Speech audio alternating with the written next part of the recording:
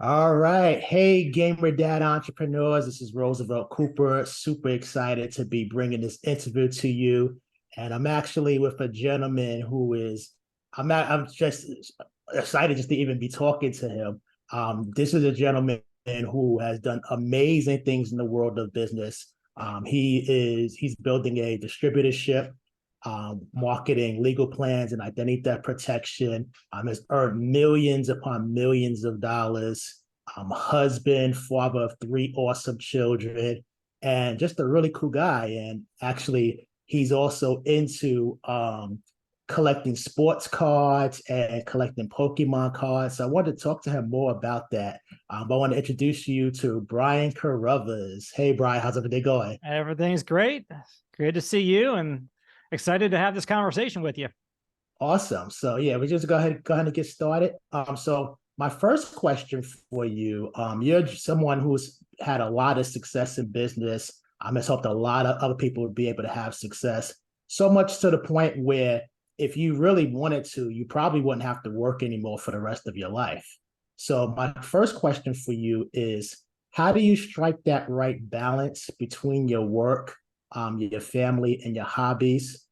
Because on one hand, you probably don't have to work for the rest of your life, but on the other hand, you're what I like to call a mission-driven entrepreneur. It's not just about the money; it's about the mission that you're after. So, how do you balance the need to fulfill that mission that you have for your cause and your business, but also making sure that you're spending the time you need with your family?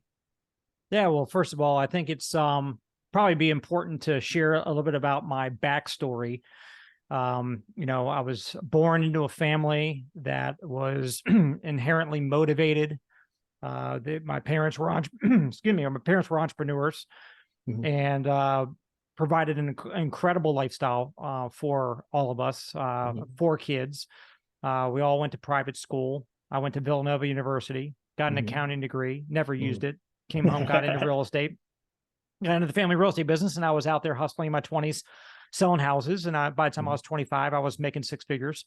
I know what it's like to be working 7 days a week because that's what I was Mhm. doing. I know Mhm. what it's like to tell my family or my friends I don't have time for them because I was focused on my career. Mhm. But I was doing pretty decent. Mhm. I had time, I had money, but I didn't have as much time because real estate kind of controlled me. Right. I became an entrepreneur at 28 years old, like you said, with a company called Legal Shield. Mhm. And on the side from my real estate career, the side project that I started off a few hours a week started building up passive residual cash flow that did not require me to keep working for it. Mm. And the compound effect did kick in over time where it built up so much I was making more than I was making in real estate. So I Mhm. retired from real estate and was full time as a home based entrepreneur, which brings in a whole other conversation we can probably talk about, which is how can you have the self discipline to work when you're at home and no boss, when you could Mhm. be distracted wanting to go do other things, play games, Absolutely. go golfing, go fishing, whatever, right? So, Mhm. um, and like you said, I've made tens of millions of dollars, and I don't work on business stuff anymore because I need to. I just love Mhm. what I do, and it's almost like talking about gamers. It's making money is a game to me. Mm. It's like how many millions can I make? Mhm. It's not because I need more fancy things. Mhm. I don't even wear my fancy watch anymore. I've got two exotic cars in my garage that sometimes the batteries die because I forget to put the charger on and I don't drive them hardly. Right. So Mhm. that stuff used to be important. It's not that much important to me anymore. Mhm. But it's a game. Like, how big can you build it? Like, how can you get a higher score than your last high score? And how can Mhm. I get my golf score lower? How can I go catch a bigger fish? So we all Mhm. have things that we always want to go just one up ourselves. So that's kind of how I am as an entrepreneur. Mhm. But I'll take you back in time real quick. Men's Journal last year did a story on me Mhm. because as a kid, from the age of 12, I started collecting baseball cards. Okay. I got really into it as a teenager and to a point where I was doing anything I could to make money to be able to buy more cards. Mhm. I was raking leaves, shoveling driveways, cutting lawns. I mean, doing car washes, selling lemonade. I mean, whatever I could, Mhm. I would do it. I would sell candy in school because I wanted to buy more cards, and I Mhm. bought more cards so that I could sell cards and I could flip and make profits. Like I was doing Okay. card shows every month. I was doing a card show. through high school and even through college. I would drive home from Philadelphia back to Maryland to do a card show once a month, and I would sell a couple $1,000s worth of cards. So I've always been business minded, entrepreneurial, and the card game, I would buy rookie cards, speculating that they would have a great career, and if they did, the card values would go up, and I would make money. Right. And so I would buy in 1985. I was buying Mark McGwire rookie cards, and Oh, wow. in 1987, the same card I was buying for 22 cents a piece, I was flipping them for $10. Pretty nice return. That, as a kid, led me into later in life, when I started making money in my career, I became an investor in stocks. And in my early investing years, I would be doing the same thing. I would find stocks that I felt were undervalued or new companies. I would buy the stock and hopefully do the same thing that I did with baseball cards. And I had some really amazing success there. Fast forward a little bit further to recent years, my son, my oldest, who's 17, Talon, which is, we've got similarity there. You saw Talon growing up. We've known each other for so long. Talon, when he got older, and old enough to be a young little guy, he started to follow suit. Like, I got back into sports cards, and he already liked Pokemon, so we started investing in Pokemon and sports cards when he was 13 during COVID. COVID hit, and we were like getting into it again, and he was learning about investing and speculating and so forth in cards. And it also has bled over into, now he has a little stock portfolio. He's got some crypto. And so Men's Journal did a story about my come up as a collector, investor, dealer in cards, and then how that flipped into stocks and kind of big boy investing. And now how it's come full circle. And I'm teaching my son the same lessons, the same life lessons in entrepreneurship. So that was a pretty cool story for moms or dads with kids. Like, you can only teach your kid to do what you've done or what you know. So, I just want to see more parents become entrepreneurs, become investors, and find ways to do it where you can do it with your kids. You've got a bonding experience, and you can teach them valuable life lessons that can prove great for their future. So that's kind of my story there. Shifting back to your initial question. Long way to get back to your initial question. Balance. So balance is more important when you're a parent than it is if you don't have kids yet. Right. I was very much unbalanced when I was younger, not married and not having kids. I was able to focus a ton on I've got a book called Building an Empire. I also have a book called Making My First 10 Million. I was able to go do that. Prior to getting married and having kids, I got that foundation to that business started. When a wife came into play, I had to allocate time towards my relationship. When kids came into play, I had to allocate more time to more people, to these little ones. So it is super important that we never disregard or allow our blinders to a mission, a business, to cause us to be neglectful. So I'm a big believer in date nights with my wife every week.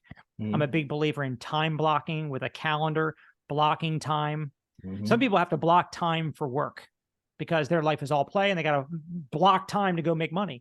I actually am used to doing a lot of time on making money. So I block time to spend with my kids. Like when they get home from 4 o'clock to 5 o'clock, might be that day I'm going to go hang out with them and play air hockey and ping pong and basketball in the basement. Or it might be that we're going to block a Saturday morning. We're going to block a Sunday afternoon. So time blocking with a calendar is super important. And I'm a big believer in putting in your big rocks into your calendar first. Sunday morning, a big rock, I'm going to be in church. Monday at 12 o'clock, big rock, I've got a leadership call with my leadership team. Sunday night, I've got a big rock. I've got a 1-hour training call with my entire organization. Fridays, I take every Friday off. Friday mornings, typically my time to go play golf, and Friday nights is date night with my wife.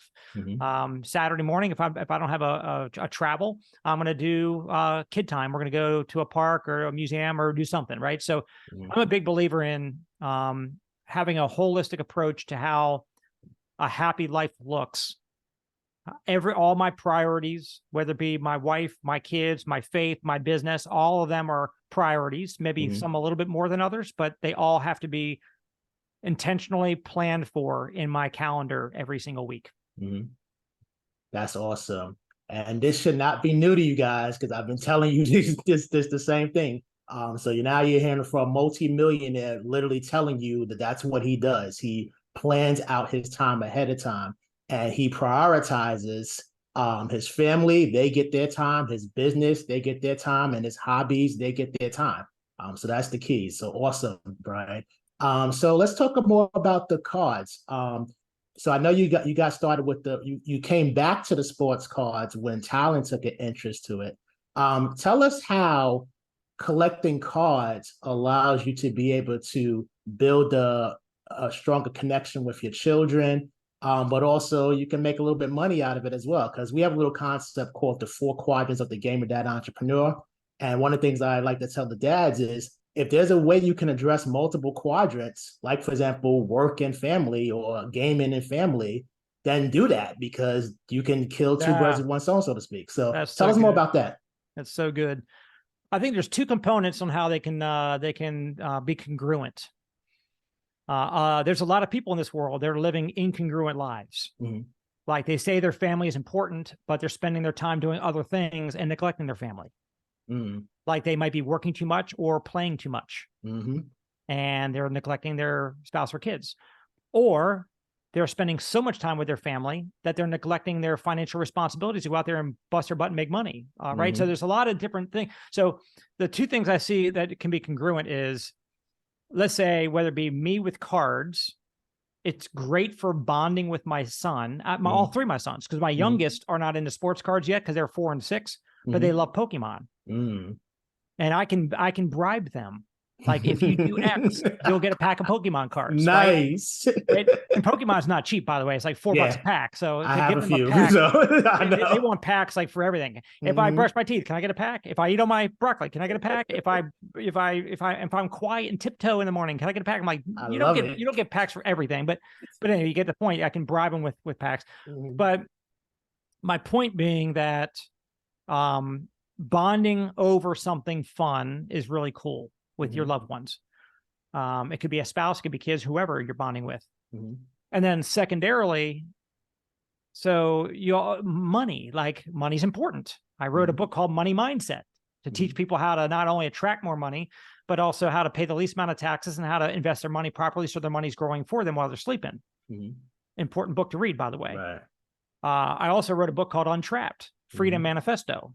Untrapped Freedom Manifesto was written because a lot of people are trading their time for money, and they're on a never-ending treadmill, and they're going to work until the day they die because they're not working for the right kind of money. They're trading their time for money at a job, getting paid for their time, and they're not building an asset. They're not building a business that will keep on paying them passively and residually when they're not having to work anymore. Right. Like Warren Buffett always says, I don't know how often he says it, but he said plenty of times that, if you don't find a way to make money while you're sleeping, you're going to work until you die. You never stop working. So if you can find a way to monetize your passion, like I can make money in cards, buying the right cards, they go up in value and sell them. Right. If you're a gamer, I'm not a gamer, by the way, so I don't know how to monetize, but I would think that maybe you start a YouTube channel and people are watching you play games, and you're getting, getting revenue from YouTube for the viewership.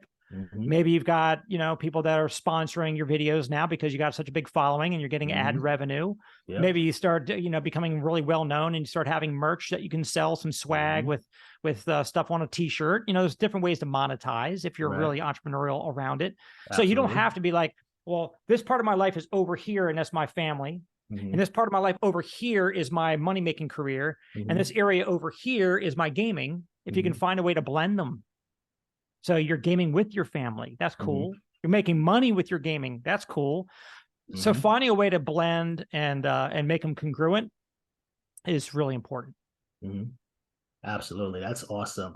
And everything you said is true. You can absolutely monetize gaming if that's your thing. Whatever game that you're interested in, you can there's absolutely ways to monetize that. So tell me about your younger ones. So I know they're into Pokemon and they like the Pokemon cards and stuff like that. Do they have what I'm curious about? Do they have an idea of how much the cards are worth at this point, or is it just a little cool thing that they like to play? Nah, no, man. It's they're questioned every time they open a pack and they get they won't get one that's shiny, looks kind of good. They're like, Mhm. how much is this one worth? How much is Ooh. this worth? How much is this worth? They always want to know what they're worth. And it could be a Mhm. 50 cent, a dollar card, $2 card. It's funny how I wish I could show a video right now. I can't bring it in here, but Mhm. on my phone, I got a video that my wife was taking a video of all four of us in our youngest bed. Mhm. And before bed, I had already bribed them. So I owed them each a pack of cards. And Colton, my 6-year-old, was opening a pack of cards and he was going through them. And he goes, oh, look at this one. And it was a golden whatever card. And it was a $50 card. Oh And wow. my reaction to him pulling a $50 card and their reaction of learning it was a $50 card, it was like one of those video moments that we're gonna just always have that video because my Mhm. reaction, everybody's reaction was just so cool. So I think it's Mhm. just it's neat that they're learning about money Mhm. at an early age. I'm very Yes. mindful. I'm not going to spoil them. They're not getting packs all the time for everything because I Mhm. tell them, hey, this is expensive. It's a $4 pack. You're not going to Mhm. get these just for anytime you ask for one. Right. So I help them understand. And I took them to a Comic Con last weekend. Mhm. Sometimes they've gone to one of my the little ones went to a baseball sports card show when I Okay. did a couple of those with Talon a couple last year. So they came Mhm. to one of those, but they went to the Pokemon tables that were there. But this past Saturday we went to a Comic Con where they had a few Pokemon tables, and it's really neat letting them look and say, "Oh, I want this one. I want this one," and I have to Mhm. explain to them that this is how much it's worth, Mhm. and we negotiate and see if the dealer will give us like a discount. Like we got Mhm. a $45 card for $35. And I explained to him Oh that this wow. guy just gave you a great deal. Mhm. Thank the sir for doing that. And Mhm. they now know they've got a $45, $50 card that they Mhm. got it for less. So they've got equity, they got value, that like they made money on that deal. So Mhm. they're learning that at age 4 and 6. Yeah, that's How is amazing. that going to play into their life later on? I think it's going Mhm. to be very meaningful. That's amazing because I mean they're getting that foundation at an early age, and so they're just gonna have just such a leg up on life. Not just so much for the money you provide them, but for the knowledge that you're providing them, Yeah. and you're using something fun to be able to do it, which is just so exciting. Yeah. Yeah. And what's neat about the sports card and Pokemon space, sports cards have been around since the late 1800s, early 1900s. Mhm. It used to be mostly baseball, and then football and basketball and hockey have come along and are doing really well also. Um, and then, so they're never going to go away. They're going to be, ebbs and flows. They're going to be cycles and different seasons of it. Mhm. During COVID, there were no live sporting events, and and sports gambling was gone, obviously, with that. Mhm. So people kind of did what they could do, like they were stuck at home. So they got back into collecting cards, like they Mhm. had once done when they were younger, like I did. Mhm. Or some people got into it because they were looking for an outlet or something to be, interested in during COVID for that 2 or 3 year period. They were like, Mhm. so it exploded. It absolutely exploded. And Pokemon and sport, all collectibles, by the way. Mhm. I mean, comic books, magazines, all kinds of stuff. I mean, video games. I saw my friend got a graded Pokemon video game, just a little Mhm. plastic video game that was unopened, and he had it graded, and he sold it for like $16,000 for a little Oh my video game. God! Wow. So collectibles came roaring into the forefront. Now it's died off a little bit since people are back to their lives and they're going to, traveling and going to concerts and events and all that. Mhm. So it's not as hot as it was in 2021, Mhm. but Pokemon, the IP of Pokemon is so big. I mean, many, many, many billions a year in revenue. Mhm. It's public, so it's private companies. So I don't know. Nobody knows what their exact numbers are and their profits, Mhm. but I mean, it's worldwide. Like U.S. baseball is mostly here in the U.S. Right. Basketball, football is mostly here in the U.S. Mhm. Like people in other countries don't necessarily follow our sports and collect our cards as much. A little do, Mhm. but not many. Pokemon, I mean, it's worldwide. They printed 9 billion cards in 2022. Wow. 9 billion were printed. And that sounds like a lot, but you got a worldwide audience, and they got Pokemon movies and stuffed animals and toys and video games. I mean, Pokemon, the IP is massive. The collectability is huge. So as an investor, and when I look at my kids that are, getting these cards and putting them away and collecting them, I mean, the value that they'll have long term, I think is going to be pretty significant. So, will we have a big spike like COVID? I don't know. We'll have another COVID again. That'll happen exactly like that. But I think that the value of more and more and more collectors that get into the hobby, wanting to go back and pick up cards for their collection from the stuff that was already printed in the past since 1999, the more people come in, the more the values go up, supply and demand. I think there's going to be more and more parents when they go to Target and they see their kid wanting a pack of Pokemon, and they buy them and they get hooked on this new hobby, and they love doing it together. Like I do it, love it with my sons. It's just more demand is going to keep on coming. So it's just pretty cool to have fun, bond with your kids, and be able to potentially profit from it. Is pretty awesome. Awesome. So for the dads watching this who say, hey, this sounds really great, how do I get started? What advice would you give to them? Oh man, there's some great YouTubers. Just YouTube search for Pokemon, and you'll see different YouTubers opening up Pokemon packs. So it's just fun sometimes just watching people open up packs, even if you can't afford to open up a lot of packs yourself, because it's like $4 a pack for the new releases. Just watch it. Like I'd stare for like 15, 20 minutes with my kids, just watching these YouTubers opening up packs and see if they pull any valuable cards. It's fun watching it. But you also can, some of them like PokeRev and Leon Hart. There's some different YouTubers that you can just go back and watch a bunch of their old videos teaching people all about the hobby, all about the cards, and all about the values. So just doing some YouTube research can bring them up to speed. Awesome. And then you mentioned your book, Untrapped. I know a lot of gamer dad entrepreneurs, they kind of feel trapped because they might be working a job that they don't like, but they really want to be doing their business, but they're not at the point yet where they can go full-time in their business. So can you talk about your book, Untrapped, and how gamer dad entrepreneurs can use that to get themselves untrapped? There's the book right there. That's the book, and that's the guy that I chose to put on the cover. I don't know if anybody feels like this guy, like you're trapped on a treadmill to oblivion going nowhere. That's where some people are trapped and they know it. You remember Mike Humes? Yes. Who went from post office letter carrier to now he's made $9 million in Legal Shield with me. Wow. And when he trains, he shares with people that people who are incarcerated, at least they know they're in prison. But there's a lot of people out there that are free walking around society. They're not incarcerated, but they're still trapped in a prison, meaning they're trapped at a job, maybe a job they don't like. But if they ever stop working the job, their income goes to zero and they lose their home and lose everything. So some people hate their jobs and they're trapped and they know it. Some people love their jobs and think they're not trapped. But even if you love your job, if you stop working, your income is going to go to zero. Yep. So you might be trapped in something you love, but you're still trapped. Some people are making no money and they feel trapped because they're just stuck making no money and stressed out. Some people are making great money. I know people have said, I'm not trapped. I make $500,000 a year with what I do. Okay, you're a well-paid trapped person. If you stop working, you're going to go from 500K to zero. So the only way to get untrapped is to find a way to stop trading your time for money. The only way to do that, which, to be financially, to have time freedom, you have to be financially free. You need to set up assets that will pay you passive residual cash flow when you're not having to work for it.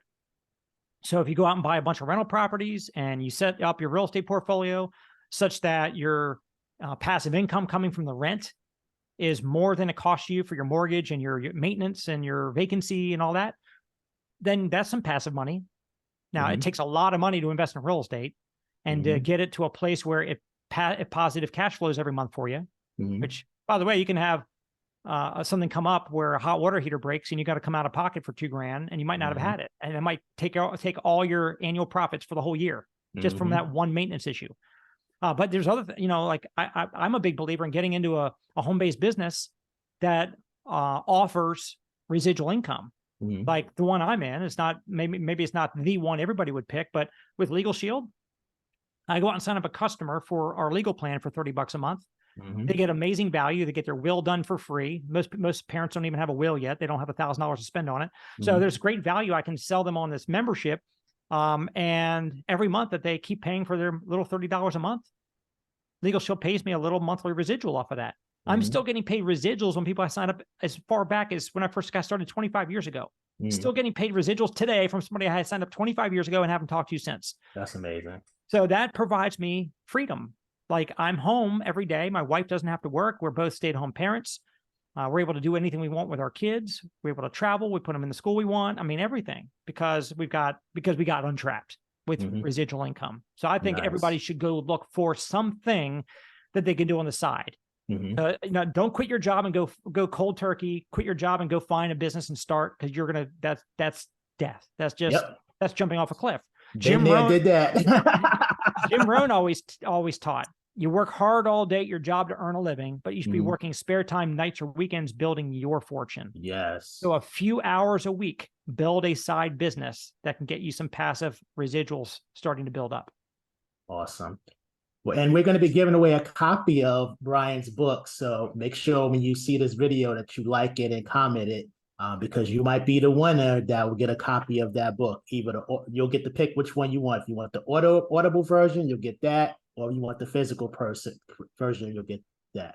All right, bro. Thank you so much, Brian. I know you're very busy. I really appreciate the time that you spent to help all of us as Game of Dead entrepreneurs to be able to learn more about collecting cards and to be able to level up our own entrepreneurial game. So thank you so Yeah, much. absolutely. Great to see you. And All right. best of luck and best wishes to all those entrepreneurial moms and dads out there. And again, it might be you as an entrepreneurial dad, a gamer dad, but when you can do something also with your spouse, maybe Yes. your spouse winds up being the one that gets a side business to build up the residual cash flow. So being congruent in your household, with your family, however it looks for you, I just wish you the best of success. Thanks, Brian. See ya.